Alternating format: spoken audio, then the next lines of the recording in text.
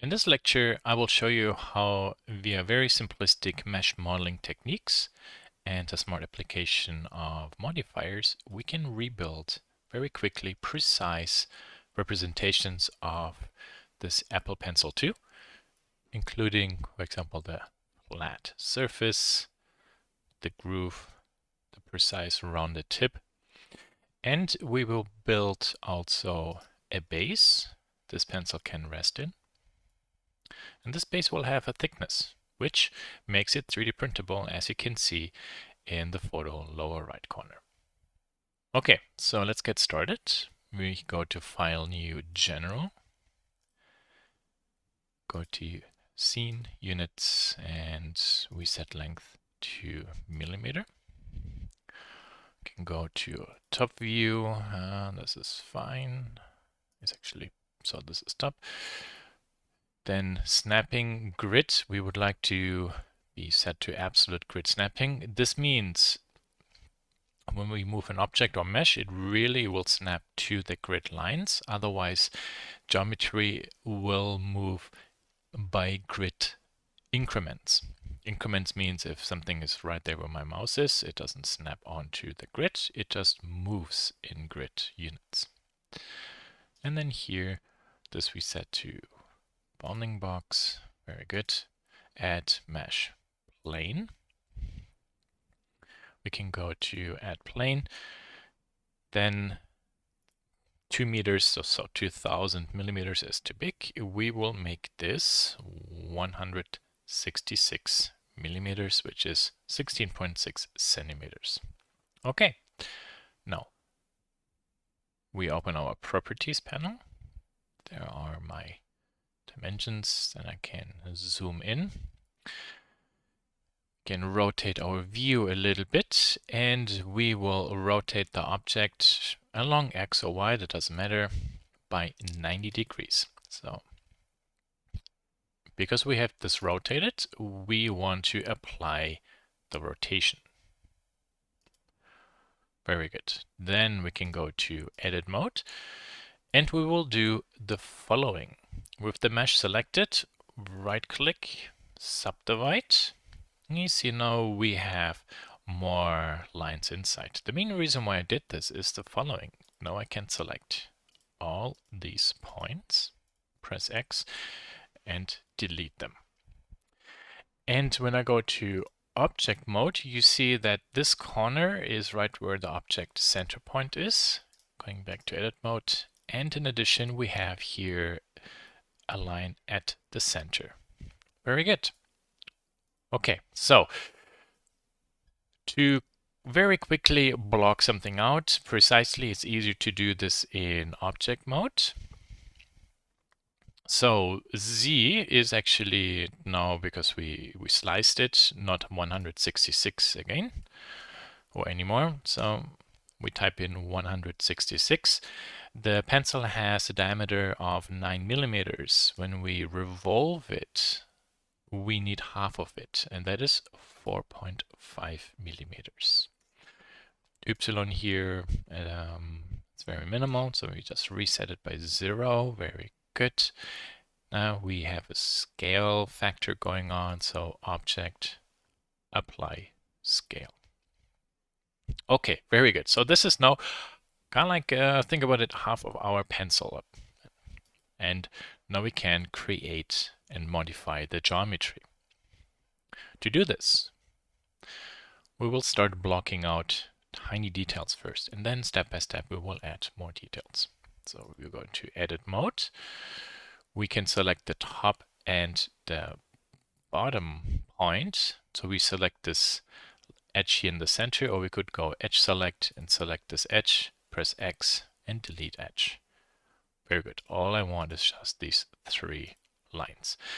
The main reason why we need to remove the center part is because this sketch we will rotate 360 degrees to create a closed cylindrical shape. So we cannot have something in the center. Then here in overlay, let's turn on our edge length. So 4.5, that is good. 166, 4.5, that is good. can zoom to here, and this should move up by 20 millimeters. So can go to move command, move along the z-axis, type in 20. There we are. Very good. You recall also that here I said we want to have absolute grid snapping, etc. turned on. So check this out. I move this one up and I hold the control key and you see how it snaps to the grid. And I also see that this moved by 20 millimeters. So 2 ways to do the same thing. Very good. Okay, let's take a look how this can be turned into a three-dimensional object. Currently, this is just a sketch. So you go modifier and then add screw modifier. Screw modifier it's kind of like two functions in one. It's kind of like revolve to make a revolve lathe-like object. And that's the reason why the icon looks like a helix. It can be used to make a revolve object that is moving along the z-axis, kind of like a threading. So we add screw modifier. What do we have? 360 degrees. That makes a complete piece. So there you see we can open this. 360. This is good. Screw here. There you see how I am kind of like moving this up or down. In our case, we do not want to have any screw. Axis in our case is Z. That is correct. Steps for viewport and render. What does steps mean? So let's zoom in a little bit and you see here these steps. If I set this to 4 or 6, and there you see the steps. We can go with 32. We do the same for rendering. Viewport, this is what we see in here, and steps for rendering, that is then the resolution that's being used when we generate an image. Why do we have two different values here? Sometimes when geometry gets too complex, we work in a lower resolution preview, but for rendering, then we want to have a higher resolution. Normals, this is all maybe good, who knows? So let's do a check. Face orientation. Oh, we see the tip is red. Okay. Calculate order. Very good. So what does this calculate order do? Think about all these lines. They need to have certain orientations. So if this turned off, you see that this face is inverted. And that basically fixes it. Okay, nice. In object mode, right click shade smooth. And then we go to the mesh data, normals, and turn on auto smooth. Pretty cool. At this point now we can turn off the face orientation and this object looks proportionally correct. Now we can add more details to it. So we go back to edit mode. We can select this point here and give this a vertex bevel weight of 1. We will use the bevel modifier to fillet this particular point. So go to modifier, bevel, 4.5 is the radius, that is the thickness here of the pen. Segments maybe 10, and then the limit method here, we set this to weight, but why is everything gone here? Hey, see, this is set to edges, set this to vertices. There we are. But then, oh, what's going on? This is unexpected. Okay, so this is a good exercise to show why the order of the modifier is important. You see how this is all rounded?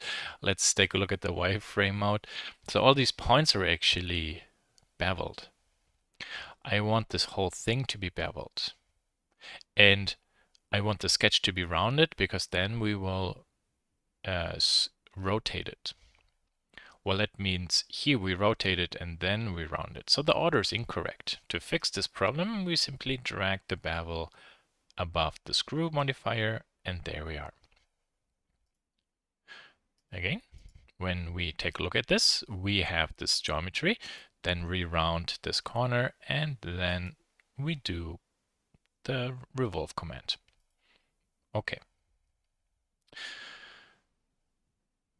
We can also turn on here a merge, and then maybe for the moment 1 millimeters or 0.5 millimeters. So what does this merge mean?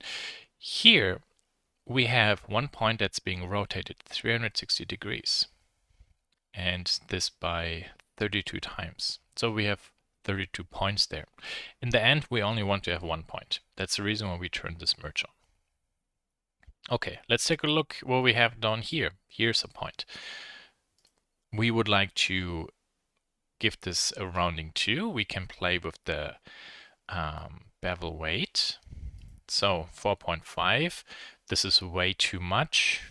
When we change this value here, 2 millimeters, now this looks better, but then up there, this is not what we wanted. This is where the weight comes in, very handy. If we type in 0.5, then this is rounded by 2.2 millimeters. Maybe 0.25.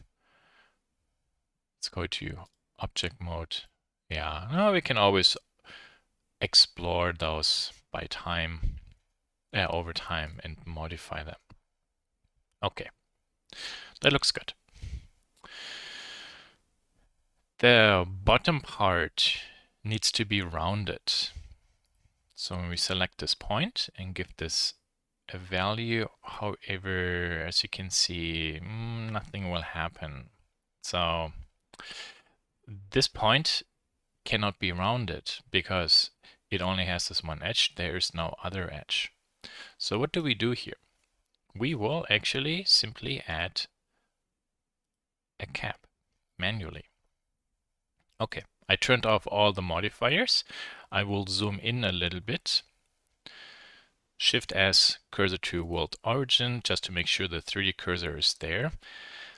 And then this point I have here, I move to somewhere else for the moment. So it's gone. Now we will go to add circle. So the circle 32 is maybe good. Radius is 1 millimeter. Actually, let's use 1.75 millimeter, which then will be a 1.5 diameter. Very nice. You see all these numbers there that can be in our way. So let's turn those off for the moment. And this needs to be rotated along the x-axis by 90 degrees. Very good. So now I can select this point, move this back, and then I see where will this connect so that it looks more a tangent connection. So nope, nope, nope. Maybe, nope. Because there you can see how this arc comes out. And yeah, this looks like here the arc comes up and then naturally flows into this line. So this means U, X, and delete vertices. Here, this, and this. So all those. I can press C for the brush selection. So you see I can brush over it, or middle mouse button, then I can deselect, left mouse button I can select, escape, X, and delete. Or if you want, you can also use here the box select. So we go over this, hold shift over this, X, and delete. And then this point, here we can turn this on.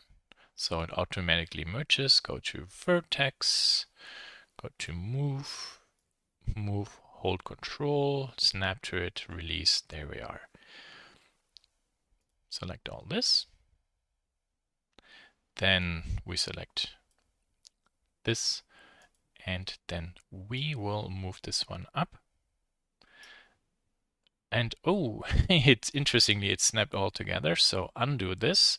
So maybe here we should not turn this on when we have all these points selected, because it auto merged them. There, and that looks pretty, that looks very precise there. Okay.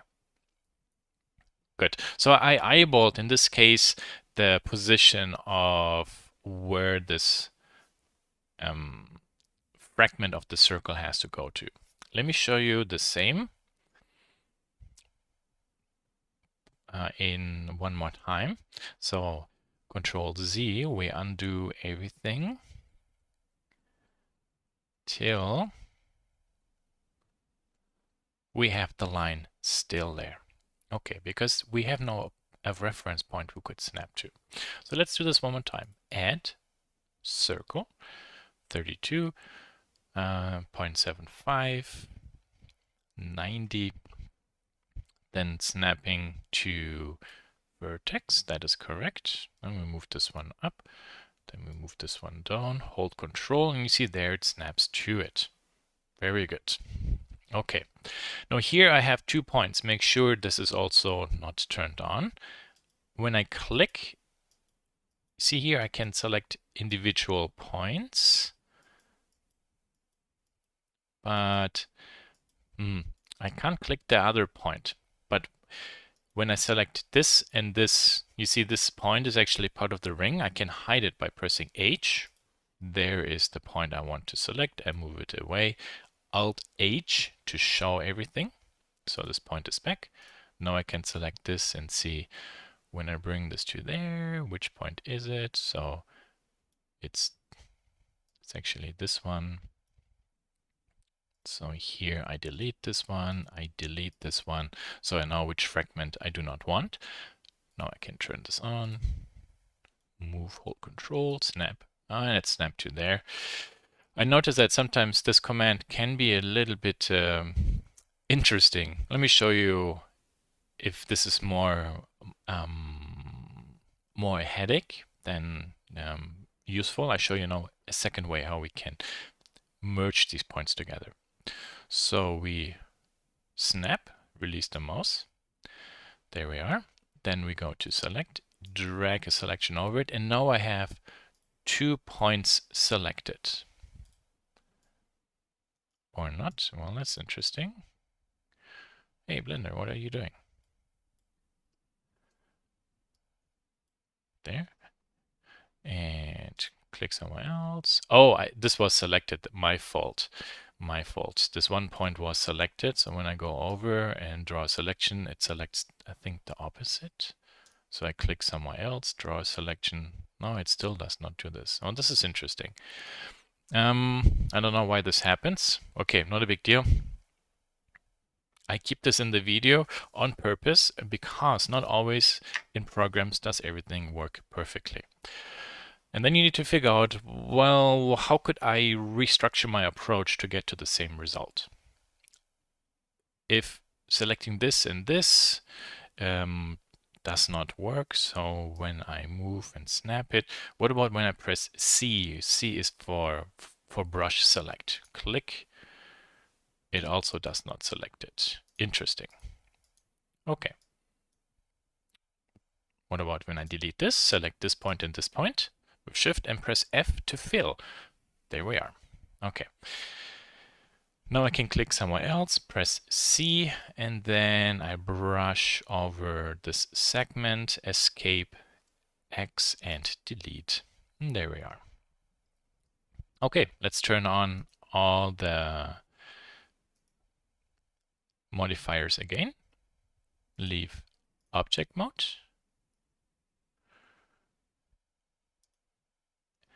And there's something interesting going on here. So we will select this. There's no bevel weight. Okay. Screw. And you see this is properly the merge command. Yes.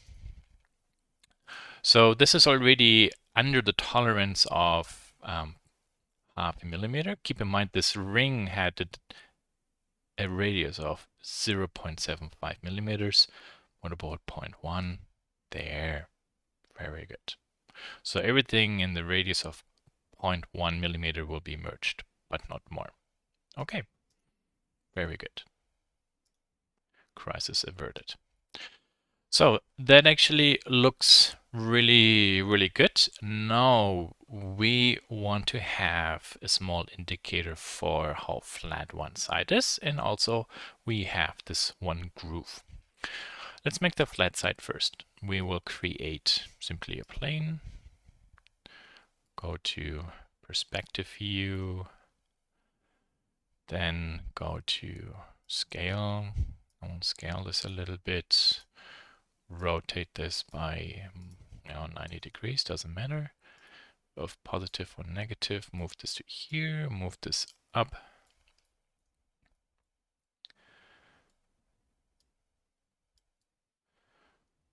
Yep, this is fine. Okay. Now, this plane should sit half a millimeter right inside my my pen. So how can I do this? Okay, we have point select. Let's see, when we move this and hold control, can I snap onto the surface? Yes, I can. And I try to move my mouse not onto the ring. You see, I snap actually then 2 points on this dome, really kind of like at this lowest point here. The reason why I move my mouse to there is, you recall here we have this rounded part the bevel command creates there. Okay, very good. So select the plane, it's there. Now this should be half a millimeter inside my pen. I see actually that this is at 4.5 positive. What about we type in 0.4? That is exactly what I need. Essentially, I moved it half a millimeter to the left side, or I undo, could have said here, you move, you see this is negative 0.5. Enter. Same result. Okay. Scale this a little bit more. Try not to make these things too big. Very nice. I will call this pencil trim or flat trim. This is my pencil 2. Very nice. Let's also save. This is Apple pencil 2. Call this lecture since it's a lecture file. Then I will add a Boolean modifier to the pencil. So I have the pencil selected, add the Boolean modifier, difference, eyedropper, the flat surface. Oh, what happened? Well, it actually removed it, but the opposite direction. That's a other good situation to explain what this face orientation does. You see it's blue and red. Now we select this plane, edit mode, everything is selected, or AA, or A, based on the stage. Then we go to mesh, normals, and flip.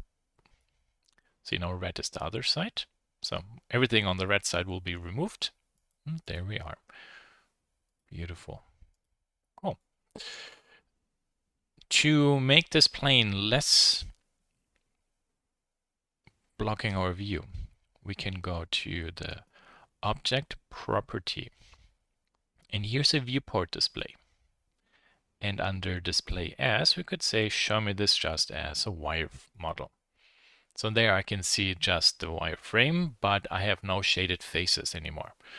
It's actually pretty useful because now I can move this left and right in it, and I always see the cut result instantly. I don't really need to see this anymore, so let's hide it. We'll go to a front view again. Now we need to cut in the small groove. We will do this in a similar way how we made the pencil. So in object mode, we make a plane. This can be maybe, let's say 10 millimeters. So tiny, that's fine. Then we will go into edit mode and let's practice this one more time. We do a subdivide. Then this. I all select X and delete. So I just have a small segment. Go to object mode. Along the X, we would like this to be 0.5. Along Y, whoops, rotation 90. Then we will apply scale and rotation at the same time. You can see now that the lower edge is at the tip. And we would like to move this up by 9 millimeters. So with the move command, along the Z-axis, type in 9 and enter. There we are. And then we will bring this into to the right side by how much? Let's say 1.5. This all can be modified afterwards. We will go back to edit mode. Press A to select everything, press X, and now we say only remove the face. So it keeps actually the edges.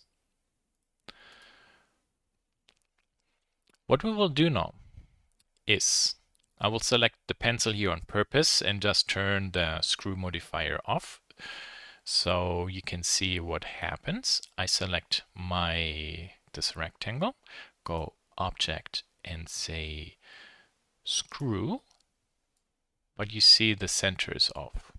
Okay. The object axis center be my sketch for my pen. You see now how this rotates around the position where my sketch is. You see now, very nice. This is not enough, so 32, 32, very good. Shade smooth and auto smooth. We can call this pencil tip trim. Also here we go to object properties and then viewport display and set this to wire. I will select my pencil again and in modifier turn on the screw modifier so you can see the mesh. One more time a Boolean modifier and then we will remove this one from it. And yeah, nothing happened. So when I select this, go normal, say calculate order. That does not actually repair it. Okay, let's figure this out. So I go to solid. So this is all good.